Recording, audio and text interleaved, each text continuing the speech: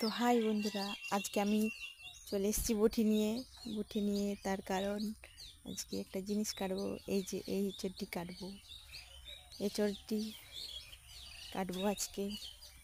আমার মতো হয়তো অনেকেই এঁচড় কীভাবে কাটতে হয় বা কীভাবে কাটবো এই নিয়ে চিন্তায় পড়ে যান।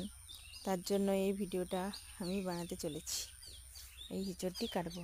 তো এঁচড় কাটার জন্য যে যে জিনিসগুলোর প্রয়োজন সেটি হচ্ছে বটিং আর তেল আর একটা কাঁচি যেটাতে রাখা হয় বা পাত্র, যে কোনো পাত্র।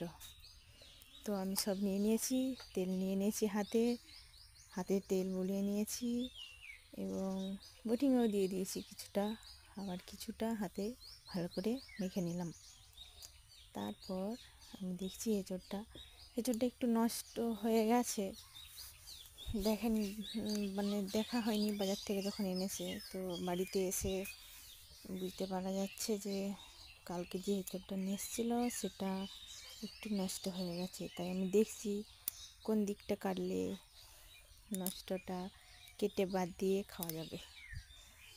পুরো এঁচড়টা তো কাটবো না, কিন্তু এইভাবে আমি এঁচড় কাটবো না, কারণ এঁচড়টা রাখা হবে অর্ধেকটা রান্না করা হবে আর অর্ধেকটা রেখে দেওয়া হবে। তো সেই জন্যই আমি ওই দিকে মধ্যখানে কাটলাম না, এইভাবে কেটে রেখে দিলাম। দেখুন কিভাবে নষ্ট হয়ে গেছে এখানটা। তো আমি এঁচড়টা কেটে নিচ্ছি, দেখুন কিভাবে, খুবই সহজ। বিয়ের আগে না, বিয়ের পরেও আমি তো এঁচড় কাটার নাম শুনলেই পুরো মাথায় আমার বজ্রাঘাত পড়ার সমান হতো। এঁচড় কীভাবে কাটবো, কেমন করে কাটবো, আঠা চ্যাট করবে। কিন্তু এখন আমি শিখে গেছি কীভাবে কাটতে হয়। এভাবে কাটলে সহজে হয়। তো দেখুন কীভাবে পিস পিস করে নেবেন। পিস পিস করছি একের পর এক, যাকে বলে মাছের চাকা। এই দেখুন এই জায়গাটা একটুকু নষ্ট হয়ে গেছে, এখানটা ভালো করে কেটে ছিলে বাদ দিয়ে দেবো।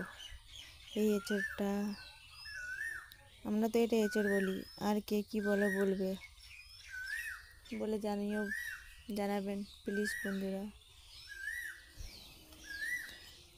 আর আমার চ্যানেলটা নতুন, তাই একটু সাবস্ক্রাইব, লাইক, কমেন্ট করে দিও প্লিজ প্লিজ প্লিজ বন্ধুরা। এই যে এটা রেখে দিলাম, কারণ আমাদের বাড়িতে 3 জন মাত্র লোক, সেই জন্য